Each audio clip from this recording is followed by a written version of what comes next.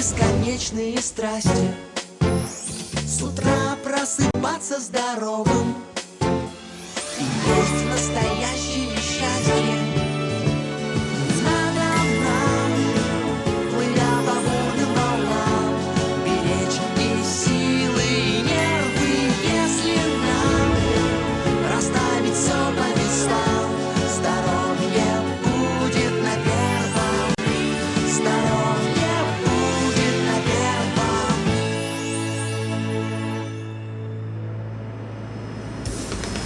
С вами снова здоровье, дорогие друзья. Сегодня у меня в гостях лучшие врачи нашей страны.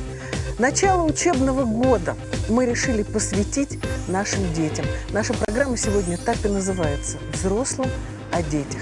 Сегодня у нас в гостях, конечно, детские врачи. Для того, чтобы ответить на ваши вопросы, на вопросы телезрителей, которых мы пригласили сегодня в нашу студию. Итак, «Взрослым о детях». Что делать, если у ребенка положительная реакция МАНТУ? Как предотвратить смерть детей на физкультуре?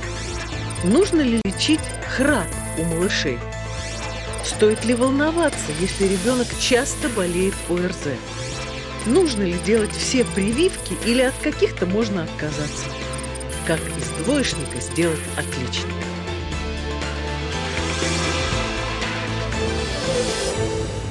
Сегодня мы только отвечаем на вопросы. Пожалуйста, первый вопрос. Наша семья оказалась в очень неприятной и даже, можно сказать, страшной ситуации. Дочке первоклассницы поставили прививку МАНТУ. И через несколько дней медсестра в школе сказала, что реакция на МАНТУ ненормальная, то есть ребенок болен туберкулезом. Нас направили в тубдиспансер. Мы в шоке, поскольку семья ведет здоровый образ жизни, ребенок вроде бы здоровый, все у нас нормально. И даже, мне кажется, что поход в тубдиспансер может быть опасным, и мы можем там чем-нибудь заразиться. Мой вопрос, каким образом можно узнать, есть или нет Итак, у туберкулез? ребенка положительная реакция МАНТУ. Есть у него туберкулез или нет? Это вопрос очень серьезный, потому что болезнь очень серьезная. На ваш вопрос сегодня ответит эксперт нашей программы, главный детский фтизиатр России Валентина Александровна Аксенова. Профессор Аксенова – главный детский фтизиатр России. Она заведует отделом туберкулеза детей и подростков Медицинского университета имени Сеченова. Здесь лечат туберкулез. Когда-то смертельно опасное и коварное заболевание. Оно передается по воздуху и первое время течет незаметно. Ребенок веселый, здоровый, улыбается, щеки у него розовые. И говорят, какой же он больной, зачем его обследовать. А на самом деле, если у него появляется клиника, то это уже только операции, только тяжелое, многолетнее лечение. И он будет инвалидом. Как понять, есть или нет туберкулез у вашего ребенка? Ответ на этот вопрос знает профессор Аксенова. Вопрос, Валентина Александровна. Положительная реакция МАНТУ у ребенка. Медсестра сказала школьная, что это туберкулез, надо идти проверяться и надо разбираться, что с ребенком. Что скажете вы этой маме, как главный детский фтизиатр России?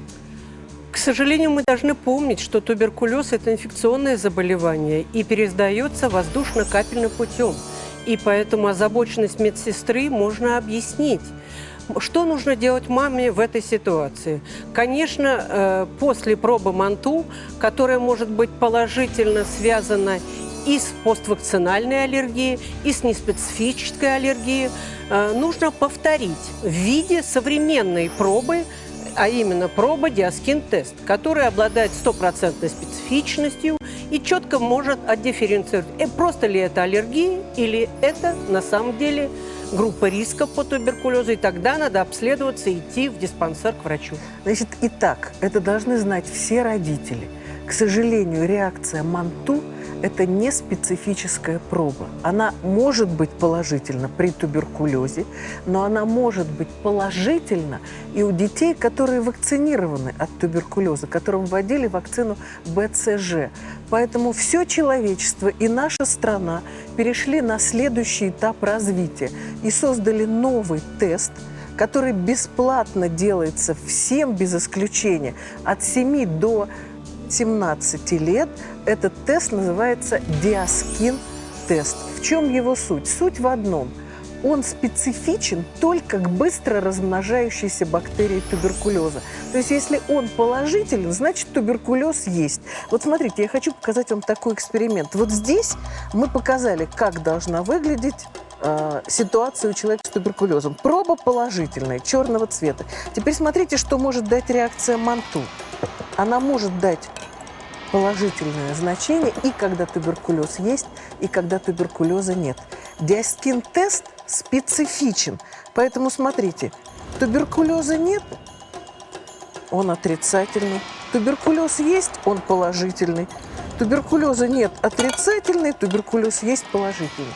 Вот за эту специфичность специальным приказом Минздрава Диаскин-тест введен в систему обязательного тестирования детей. И совет профессора абсолютно правильный. Надо сделать Диаскин-тест и посмотреть, все-таки есть туберкулез или нет. Если окажется, что он положителен, значит, надо лечить ребенка и дообследоваться. Если он отрицательный, значит, диагноз будет снят. А сейчас я вас приглашаю в клинику профессора Аксеновой, и вы просто увидите, как этот тест проводится, потому что это очень простая вещь. Вот так выглядит положительная реакция МАНТУ. Красное пятно больше 10 миллиметров. В таких случаях врачи всегда подозревают туберкулез и просят обследовать ребенка в тубдиспансере. Но сегодня в России создан гораздо более точный тест. Он называется Диаскин-тест. Его бесплатно проводят всем детям с 8 до 17 лет. Внешне тест похож на реакцию МАНТУ, но его точность во много раз выше. Делают диагностическую пробу Диаскин-тест в России, которая бывает положительно только в организме, где находится развивающаяся, размножающаяся микобактерия туберкулеза. Вот это самый опасный период, когда организм не справляется с туберкулезной палочкой. Итак, внутрикожно вводятся группы белков, чувствительных только к активной микобактерии туберкулеза. И через 72 часа врач смотрит реакцию. Посмотрите, вот так выглядела положительная реакция МАНТУ. У ребенка подозревали туберкулез. А вот это результат Диаскин-теста. Он говорит о том, что туберкулеза нет и никакое лечение не нужно. Сегодня всем детям фтизиатры рекомендуют пройти такую точную диагностику. Друзья, у нас сегодня присутствуют в зале, мы пригласили пациентов профессора Аксеновой. Расскажите нам вашу историю. У нас случилось так, что мы в последнее время часто болели, и ребенок кашлял. Когда сделали реакцию МАНТУ в школе, она оказалась положительной. И я, естественно, забеспокоилась. И нас направили в поликлинике, объяснили, сказали, что есть такой Диаскин-тест. Сделали эту пробу, эту реакцию, но исключили инфекцию, и дальше уже стали разбираться с кашлем по своему направлению. Оказалось, что у ребенка аллергия, и он кашляет совершенно по другой причине. Еще раз повторю, сегодня всем детям школьного возраста по приказу Министерства здравоохранения это тестирование проводится бесплатно.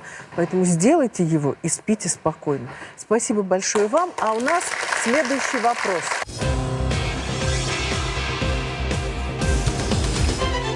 Я очень беспокоюсь за здоровье своего сына.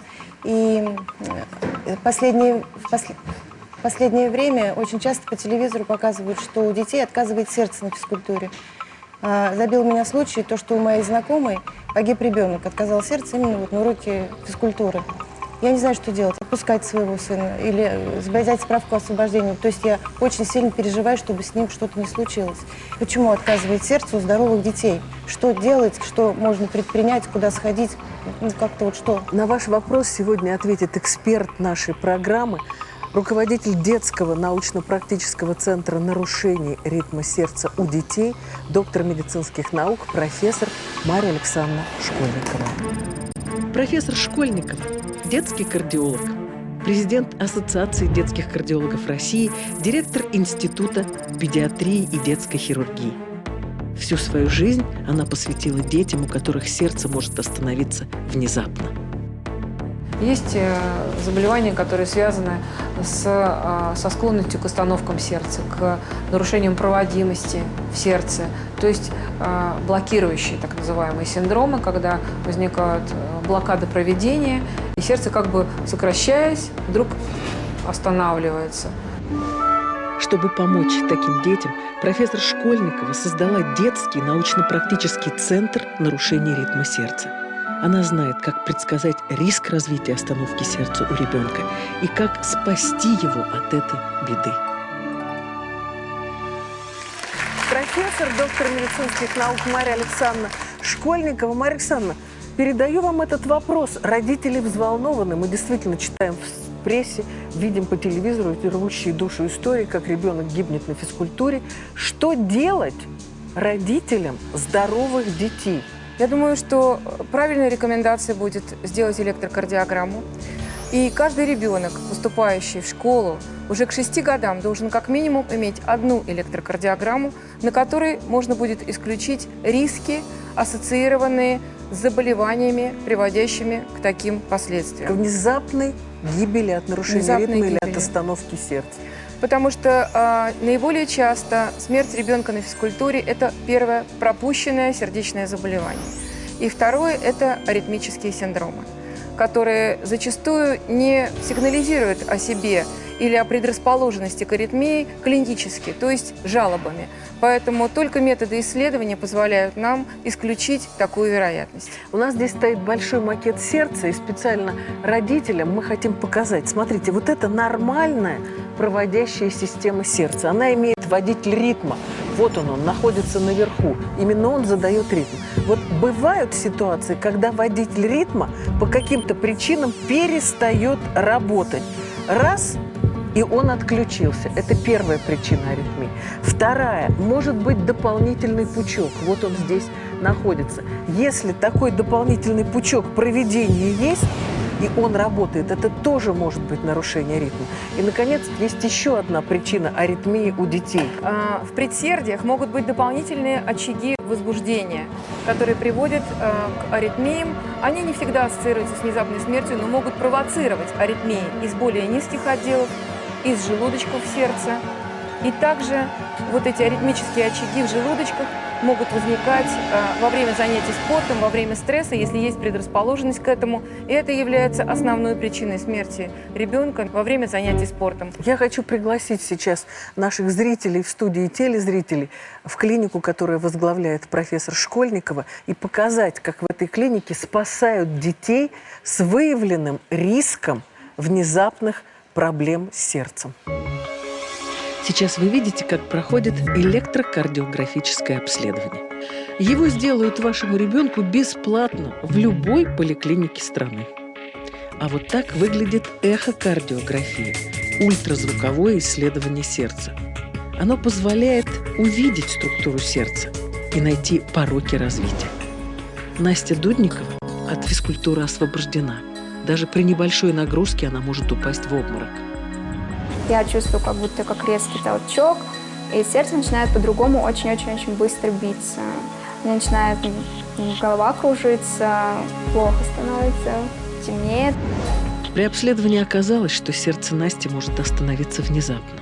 На медицинском языке эта болезнь называется синдром Вольфа-Паркинсона-Уайта. Но Настю сегодня спасут. Ей удалят патологические источники нарушения ритма сердца и позволят жить нормальную жизнь.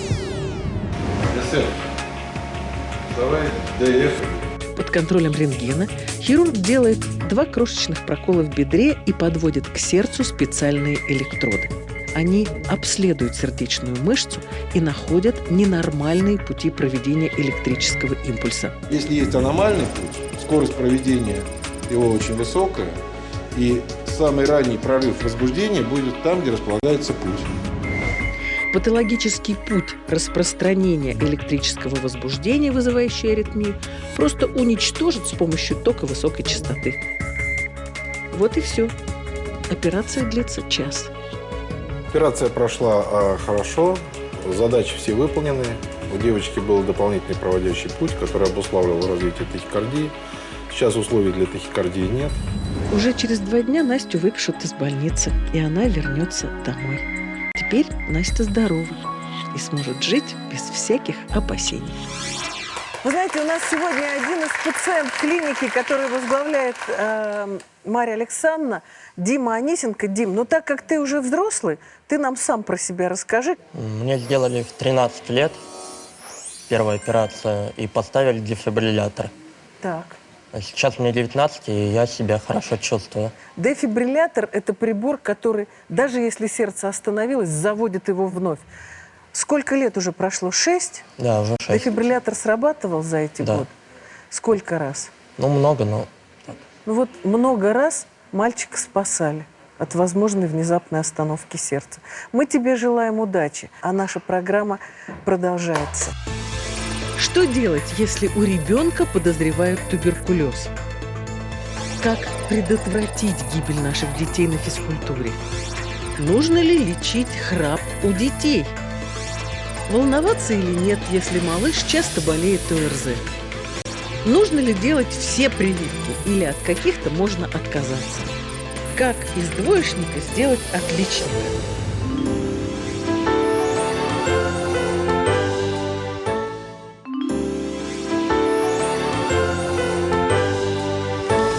С вами снова «Здоровье», дорогие друзья. Сегодня у нас особая программа. В студии сидят лучшие доктора нашей страны. Это эксперты программы «Здоровье». И наша программа сегодня называется очень просто «Взрослым о детях». Начался учебный год. Мы, родители, с головой нырнули в свою новую жизнь. Теперь она жестко ограничена от каникул до каникул. Очень много вопросов у родителей, и многих из вас мы пригласили в нашу студию. Итак, следующий вопрос. У меня есть внук, ему 5 лет. Я стала замечать, что мальчик храпит во сне. Подхожу к нему по несколько раз за ночь и переворачиваю его, когда слышу храп. Я знаю по передачам о здоровье, что вот это явление неправильное, ненормальное и даже опасное. Но моя невестка, она к этой проблеме относится спокойно и даже считает, что я не должна вмешиваться. Подскажите, пожалуйста, как нам в этой ситуации поступить? Итак, храпящий ребенок. Что с ним делать? Сегодня показано, что, к сожалению, у таких детей может возникнуть остановка дыхания во сне. На ваш вопрос ответит эксперт нашей программы. Детский лор-врач, профессор, доктор медицинских наук Юрий Юрьевич Русецкий. Профессор Русецкий – лор-врач. Он возглавляет отделение отоларингологии научного центра здоровья детей. Очень часто его пациентами становятся храпящие дети с остановкой дыхания во сне. Доктор Русецкий является создателем системы спасения таких детей. Остановка дыхания во сне, это доказано, и существуют такие работы, это может быть одной из причин внезапной смерти ребенка во сне.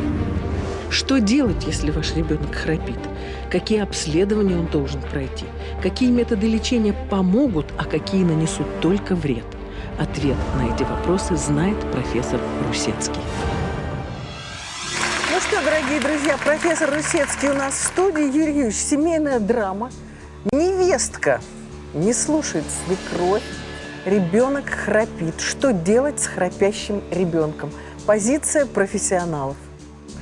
Ну, во-первых, я хотел сказать, что здорово, что есть такие бабушки. Потому что бабушка в этой ситуации абсолютно права. Она забеспокоилась вовремя. Потому что храпящий ребенок, ну не бывает просто храпящих детей. Как правило, не бывает. Потому что любой храпящий ребенок – это ребенок, который испытывает так называемую назальную обструкцию или обструкцию верхних дыхательных путей другого уровня. То есть воздух не проходит, как положено? Воздух может не проходить в легкие, как положено. Вот нос в разрезе, где может быть препятствие? Первое – аденоиды, одна из самых частых причин. Да, Давайте еще покажем. до аденоидов препятствие может быть в самой полости носа, вот на этом уровне. Следующее препятствие, и это абсолютно правильно, это самое распространенное препятствие, это носоглотка. Это вот Аденоиды. этот уровень, да, и чаще всего это носоглотка. Следующий уровень обструкции – это мягкое небо. И, к счастью, эта причина популярная у взрослых, у детей не так актуальна. Следующий уровень обструкции – это ротоглотка, и там имеет большое значение небные миндалины. Небные миндалины, которые, увеличиваясь, тоже перекрывают дыхательные пути. Следующий уровень обструкции – это корень языка, который смещается сзади, и это очень часто бывает при челюстно-лицевых аномалиях. И дальше это гортань, на уровне которой тоже может быть обструкция. В общем, короче говоря, препятствие воздуху может быть на разном уровне. Поэтому самое главное – храпящего ребенка обследовать. Обследовать только современными методами, никак больше. И так как эта система существует у нас в Центре здоровья детей, мы для всех родителей ее покажем. Храпящий ребенок. С этой проблемой хорошо знаком профессор Русецкий. В норме вдыхаемый воздух свободно и бесшумно проходит через нос, гортань и достигает легких. Но все меняется, если на пути воздуха преграда. Храпящих детей надо прежде всего обследовать с помощью эндоскопа, маленькой телекамеры. Мы видим, что на уровне носоглотки большие аденоиды, которые соприкасаются с небом при дыхании. Они являются причиной обструкции, они являются причиной перекрытия такого носового дыхания во время сна. Кроме того, все храпящие дети должны пройти специальное ночное обследование в лаборатории, где всю ночь работу сердца и легких будут фиксировать специальные приборы. Они находят остановки дыхания. На гипнограмме мы видим, как функционирует организм ребенка во время сна, во время ночи. И здесь видны периоды обструкции, периоды остановки дыхания. Вот 26 секунд, 30 секунд, 30 секунд, опять 27, 32 секунды. То есть полминуты, практически полминуты периодически ребенок не дышит. Чаще всего причиной остановки дыхания во сне у детей являются аденоиды. Удалять их вот так, по старинке, вслепую, нельзя. Этот метод неэффективен и наносит страшную травму ребенку. Современная медицина требует удаления аденоидов только эндоскопом под контролем телекамеры. Эта процедура длится 20 минут. Никаких рецидивов после нее нет. Мы удаляем те участки, которые мешают. Это специальная система диагностики и лечения, которая позволяет ребенку не умереть во сне, а прожить долгую жизнь. У нас сегодня в гостях один из многочисленных пациентов профессора Русецкого. Мы в нашей программе в прошлом году показывали 10-летних пациентов, а вот у нас сегодня Федор. Федор, дорогой, скажи, пожалуйста, храпел? Ты храпел? Но сейчас больше не храпишь? Нет. Не храпишь? Ну, слава богу. Тогда садись к папе с мамой, и мы за тебя очень рады. Родителей хочу спросить, хорошо сейчас себя Федор чувствует? Да, нам даже трудно сказать, как хорошо. У нас, помимо того, что мы перестали храпеть и спать, мы всего месяц назад сделали операцию. Мы живем. Профессор Русецкий, а у нас следующий вопрос.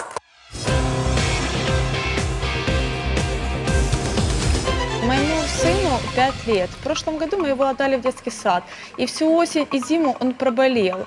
Когда начинался насморк или температура, мы его оставляли дома, в детский сад не водили. Подскажите, пожалуйста, какие, может быть, витамины ему давать, чтобы поднять иммунитет? Я знаю, что сейчас ваш ребенок идет в школу, и вас особенно беспокоит эта проблема, не будет ли он болеть в школе, то есть учебный год уже, собственно говоря, начинается. Да, конечно. Итак, есть ли у ребенка плохой иммунитет, и можно ли его поправить с помощью витаминов?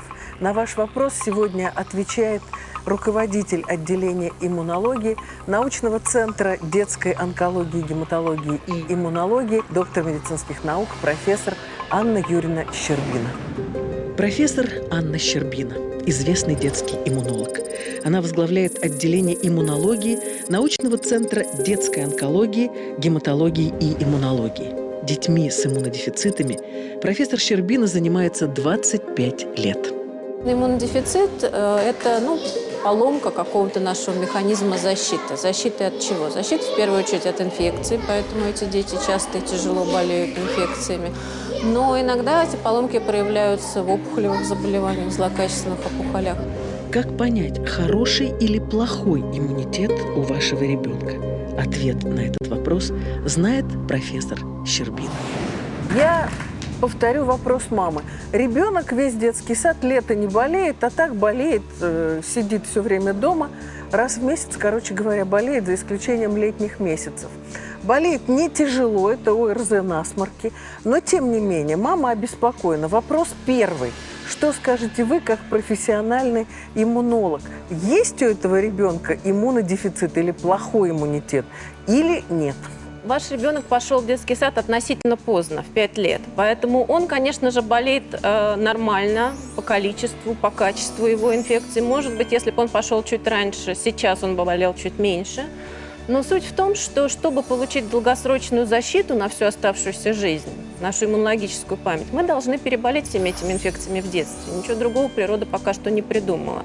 Но если ребенок болеет не тяжело, то это совершенно нормально. Вот, собственно, да. Вот, собственно, норма, признанная Всемирной организацией здравоохранения. До 10 раз в год ОРЗ – это норма. Родители, перестаньте метаться и искать каких-то выходов. Теперь второй вопрос. Когда не норма, когда реально надо бить в колокола? Наши больные с иммунодефицитами первичными или вторичными иммунодефицитами болеют, конечно же, совсем по-другому. Это тяжелые инфекции. Это может быть воспаление легких больше нескольких раз в год. Это гнойные отиты, это какие-то гнойные инфекции кожи, например, абсцессы, флегмоны. Это такие серьезные инфекции, как сепсис, остеомиелит. Более того, если это не только инфекции, но какие-то еще другие заболевания с поломками иммунной системы, например, тяжелейшие аллергии или аутоиммунные заболевания, или опухолевые заболевания, то это все должно наводить на мысль о том, что у ребенка может быть поломка иммунной системы, которая называется иммунодефицит. И последний вопрос. Витамины иммунитет повысят или нет? Витамины в виде фруктов, овощей полезны нам всем для нормальной жизнедеятельности, но ничто из этого не укрепляет иммунитет индивидуально. Я хочу пригласить вас в клинику Анны Юрьевны, где лежат дети с настоящим иммунодефицитом, и им могут помогать. Дорогие родители, запомните основные признаки иммунодефицита у детей. Больше 2 воспалений легких в год. Больше 2 воспалений гайморовых пазух в год. Неэффективный прием антибиотиков более 2 месяцев. Конечно, признаков иммунодефицита гораздо больше. И если у вас возникли сомнения, вы обязательно должны обратиться к профессионалам. Они сделают ребенку анализ крови и проведут специальное обследование. Мы всегда стараемся найти сам генетический дефект, потому что это важно не только для понимания болезни, но это важно и для семьи. Это важно для того, чтобы объяснить им, каковы шансы рождения других детей больных и предотвратить. Прежде всего, знайте, что иммунодефицит во многих случаях можно полностью вылечить. Для этого в организм ребенка пересаживают стволовые клетки донора, которого подбирают очень тщательно. Человек не только должен быть здоров, но это понятно, но он еще должен быть совместим по определенным признакам с нашим больным. И это не цвет глаз или цвет волос, это определенные генетические маркеры, которые иммунная система распознает как свои. Пересадка костного мозга или пересадка стволовых клеток похожа на обычное переливание крови. Ребенок находится в стерильной палате, и ему капельно вводят стволовые клетки. Постепенно эти здоровые клетки заселяют кровь, и у ребенка формируется хороший иммунитет. Если пересадку костного мозга провести невозможно, ребенку назначат лекарства, и он тоже сможет прожить долгую жизнь. Ну что, друзья, у нас тем временем тут целая семья, и маленький Максим, у которого когда-то был иммунодефицит. Он пришел к нам вместе с мамой. Мама нам расскажет, что было и что теперь. У него врожденный тяжелый комбинированный иммунодефицит. Что сделали в клинике? Я знаю, что у вас был ребенок, который, к сожалению, погиб, да? Да, это первый наш ребенок. Там вовремя не диагностировали, поэтому так получилось. Потом второй ребенок, там все нормально. Что ему сделали в отделении? Нам сделали пересадку костного мозга, трансплантацию. Когда? Давно? 2 года назад. 2 года назад. Но мне кажется, сейчас по всем внешним признакам этот ребенок явно без тяжелых поражений, наоборот, с огромной радостью жизни. Поэтому огромное уважение к докторам. Спасибо вам большое, Анна Юрьевна. Наша программа продолжается. Что делать, если у ребенка подозревают туберкулез? Как предотвратить гибель наших детей на физкультуре? Нужно ли лечить храп у детей? Волноваться или нет, если малыш часто болеет ОРЗ? Нужно ли делать все прививки или от каких-то можно отказаться? Как из двоечника сделать отличника?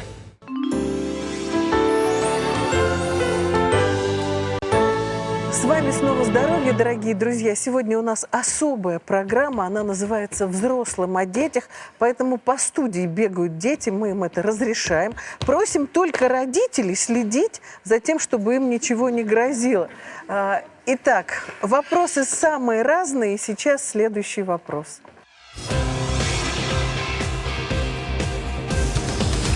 Мне кажется, в последнее время нашим детям в школе делают слишком много прививок. Не проходит месяца, чтобы ребенок не принес бумажку, так называемое разрешение от родителей на прививку. Какие прививки, когда, мы уже запутались в них. Нужно ли вообще делать прививку ребенку? Это первый вопрос. Вот. Второй, не влияет ли такое частое и большое количество прививок на иммунитет ребенка? И есть ли какие-то обязательные прививки, а какие-то, может быть, можно пропустить? Ну что, друзья, вопрос этот серьезный, и на него ответит один из лучших детских врачей нашей страны, академик Российской академии наук, профессор, доктор медицинских наук Александр Григорьевич Румянцев. Академик Румянцев – знаменитый детский доктор.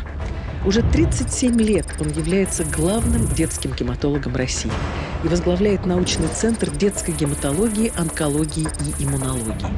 Здесь лечат тяжело больных детей. В нашем центре основной герой нашего всего действия – ребенок. Это ребенок. Да. И поэтому все делается для детей. Во всех подразделениях центра находятся дети вместе с родителями. Доктор Румянцев – единственный врач России, ученики которого успешно работают в самых знаменитых медицинских центрах мира. Нужны ли детям прививки? Или ребенок может прожить без них? Ответ на этот вопрос знает детский доктор Румянцев. Ну что, друзья, Александр Григорьевич Румянцев в нашей студии, действительно знаменитый педиатр, ученики которого возглавляют сегодня крупнейшие центры, педиатрические кафедры у нас за рубежом. Поэтому, Александр Григорьевич, вы столько лет работаете с детьми, и столько лет вы отвечаете на вопросы про вакцинацию, и так младшая школа. Согласно календарю прививок, который существует в России, и все прививки делаются бесплатно, к родителям обращаются за разрешением. Делать прививки или нет? Это первый вопрос. Да, делать без каких-либо отклонений, потому что история этого процесса очень давняя. У нас в России с Екатерины II начался весь процесс вакцинации. И сегодня Всемирная организация здравоохранения, она реализовала план прививочного дела до примерно 2025 года, когда в развитых странах будет прививаться население примерно от 40 заболеваний. Это значит, что 40 заболеваний будут предупреждены. Александр Григорьевич, вот вы очень интересно рассказывали, какая организация является автором идеи о том, что прививаться не нужно. Вот послушайте, родители, вы будете знать, жертвами чего вы являетесь. В мире, в нашем мире, существует целый ряд духовных, религиозных собраний, обществ и так далее, где в отношении прививок ничего не сказано, но современные апологеты всех религиозных направлений, они поддерживают прививочное дело. Потому что прививочное дело является самым крупным успехом в профилактике инфекционных заболеваний человечества. А саентологи? Но есть и некоторые организации, которые стоят на позиции того, что каждый человек должен прожить жизнь в естественном отборе. А именно, не нужно ничего делать. Вот каким ты родился, таким ты оставайся. Ты не должен никаких прививок делать. Ты лучше переболей всеми этими заболеваниями. И если эти заболевания у тебя вызовут неблагоприятный исход... То есть смерть. Все, такова же жизнь. Да. Такова жизнь. То есть есть организации, которые за естественный отбор. Надо болеть, болейте. Кто выжил, хорошо. Не выжил, таков естественный отбор. Поэтому, если вы встаете на такую позицию с вашим ребенком, значит, по сути дела, вы бросаете его в пучину современных инфекций. А дальше посмотрим. Выживешь – молодец. Не выживешь – извини. Если, как мама, вы готовы с этим согласиться, к сожалению, по законам нашей страны мы не можем вас обязать, чтобы ребенок сделал прививку.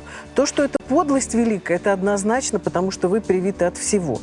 Поэтому бросаете своего ребенка по принципу «выживет – молодец», умер – такой естественный отбор. Это ваш выбор. Теперь, что такое вакцины? Вот смотрите, представьте, что это возбудители инфекции. Вот они страшные, ужасные. Живые. Живые, да. Вот они где-то ползают, кому-то грозят. Сегодня детям делают вакцины с особой тщательностью. Первый путь очень простой. Микроб или вирус убивают. Вот таким вот образом. Он больше безопасен. И есть вакцины, когда убитый вирус или инфекционный агент вносится в организм. Второе, это самый частый случай для детей. Детям делают вакцины, где вообще нет возбудителя. То есть берут возбудитель, делают копии его белков, и в организм ребенка инфекционный агент не вводят. Вводят только белки, являющиеся копией этого агента. Этого хватает, чтобы сформировать иммунитет. Поэтому на сегодня безопасность детских вакцин во всем мире и в России тоже – это особая вещь. Поэтому дети от вакцин не болеют. Если бы они болели, то после прививки от полиомиелита вашего ребенка парализовало. А если он болеет ОРЗ, так вот нам только что рассказывали, болеют каждый месяц ОРЗ. Это никакого отношения к вакцинам не имеет. Поэтому наша позиция однозначная. Если у вас есть совесть, как у родителей, вы будете вакцинировать детей. Календарь прививок обязательно, и никаких дополнительных вакцин вам в школе не предлагают. Сделать их надо. Но я хочу еще один вопрос задать Александру Григорьевичу. Дело в том, что возглавляя Центр детской гематологии, онкологии и иммунологии, он сталкивается с детьми тяжелейшими. Это дети с иммунодефицитами, с опухолями, дети после пересадки костного мозга. И вопрос простой. Этих детей вы вакцинируете или освобождаете от вакцинации?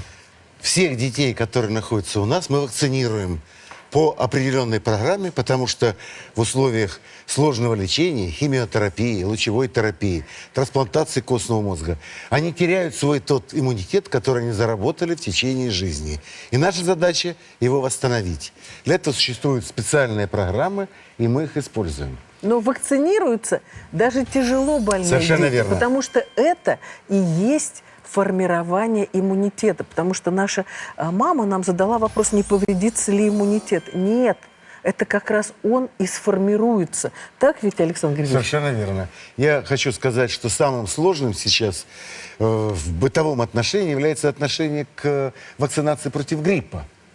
Потому что грипп такая инфекция, которая ежегодно видоизменяет свой антигенный состав.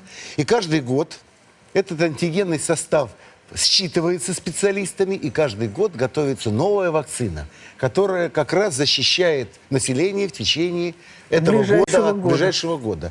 И это означает тот факт, что вакцинация против гриппа должна проводиться ежегодно. И такая установка дана. Все дети старше 6 месяцев и до окончания жизни человека раз в год должны получить превентивно вакцину против гриппа, что защитит этих детей и взрослых от осложнений, которые несет грипп, и смертей, которые вызывает гриппозная инфекция. Еще раз, вакцина это знак равенства, формирование специфического иммунитета.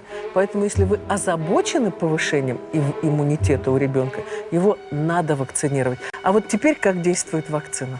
Процедура вакцинации проходит безболезненно. Чаще всего вакцина вводится в организм с помощью шприца.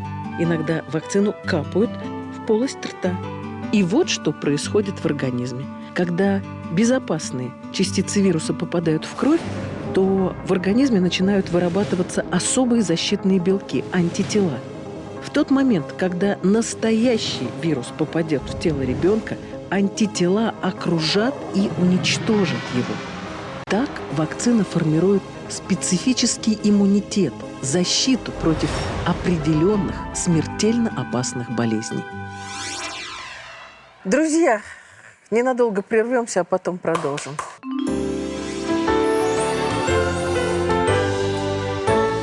С вами снова «Здоровье», дорогие друзья. Сегодня у нас особая программа. В нашей студии лучшие детские врачи России. И программа называется «Просто взрослым о детях». У нас последний вопрос.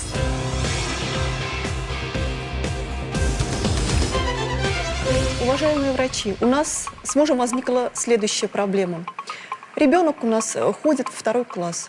Я была всегда отличницей, муж всегда очень хорошо учился. Мы ведем здоровый образ жизни, активный образ жизни. Но вот наш ребенок, учиться он совершенно не хочет. Учится с 2 на 3. Заниматься он ничем не хочет. Что нам делать? Мы хотим поступать в хороший вуз, мы хотим учиться дальше. То есть все так и продолжится. Что нам делать? Ребенок троечник, двоечник. Что делать? Есть ли какие-то шансы? На этот вопрос ответит врач-педиатр, член профессиональной психотерапевтической лиги, профессор, доктор медицинских наук Владимир Николаевич Касаткин. Профессор Касаткин – врач-педиатр, заместитель директора реабилитационного центра «Русское поле». Здесь помогают детям, которые долгое время находились в больнице и теперь отстают в школе. Много лет профессор Касаткин изучает, как работает детский мозг. Оказалось, что неспособных детей не бывает. И мозг любого ребенка можно натренировать так, чтобы малыш смог достичь самых высоких целей. Профессор Касаткин разработал уникальную систему развития высших функций мозга у детей. Со стороны все выглядит как обычная игра. Смотри еще раз, внимательно смотри. Загорается квадратик. 1. 2. 3. Молодец. 3 квадратика. Ну что же, это почти мировой рекорд. Можно ли двоечника сделать отличником? Ответ на этот вопрос знает профессор Касаткин.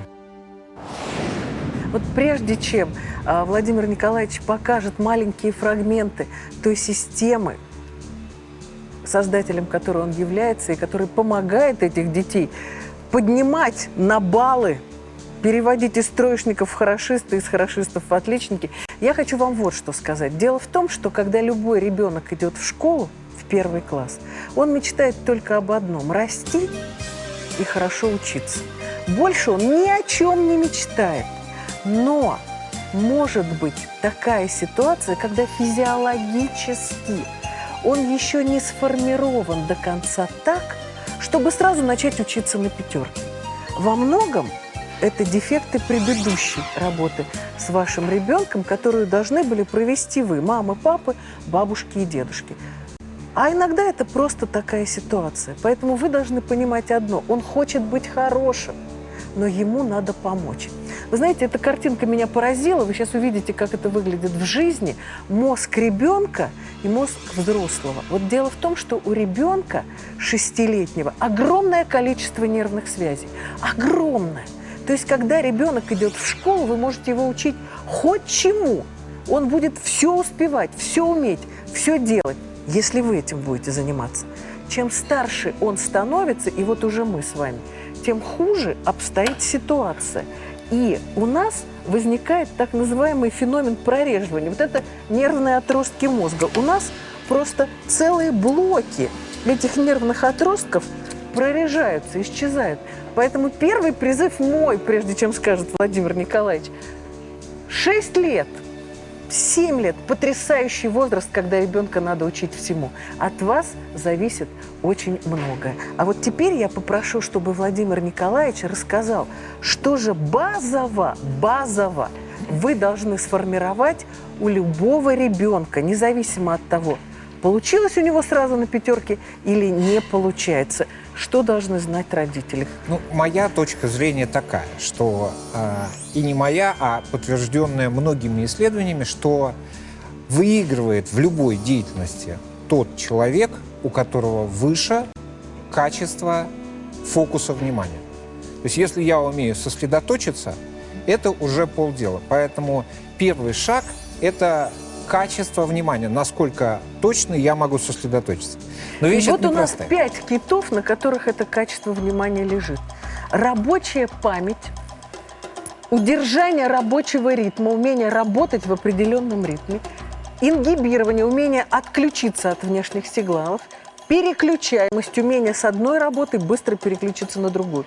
И движение к цели. Вот это все очень научно звучит, но я сейчас попрошу, чтобы профессор показал вам простой пример, как работают с детьми специалисты, для того, чтобы они учились этому всему. Мы приглашаем наших первых гостей, маму с доченькой. Давайте, пожалуйста, к нам. Итак, ритм. Ритм и рабочая память. Ну, садись, моя дорогая, с одной стороны, а профессор с другой. Сейчас я несколько раз хлопну в ладоши, а ты повторишь за мной. Повтори. Слушай, Теперь сажаем маму. Мама, пожалуйста. Не просто. Теперь посмотрим, как мама. Мы услышали, что не до конца ребеночек услышал. Проверим маму. Вы не думайте, что вы такие пятерошники. Просто вами больше занимались родители. Пожалуйста, Владимир Николаевич.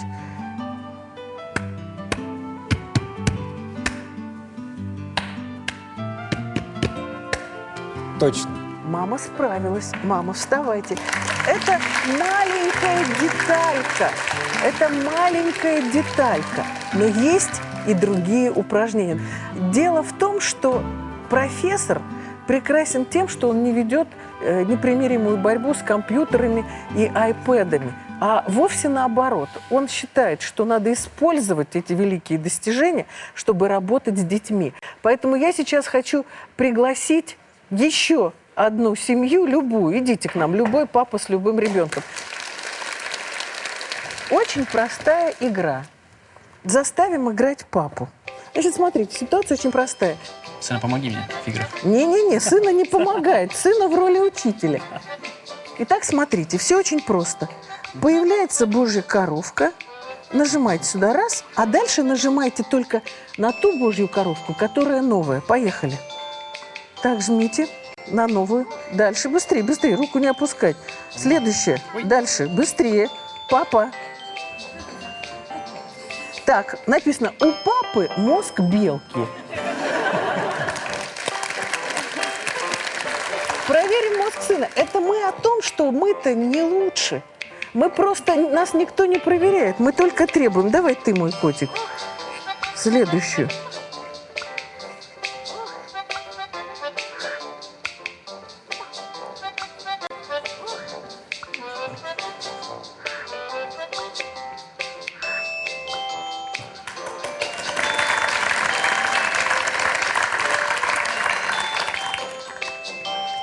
Так, у него мозг носорога. Это огромный прогресс по сравнению с белкой. Папу-то обогнал на много шагов.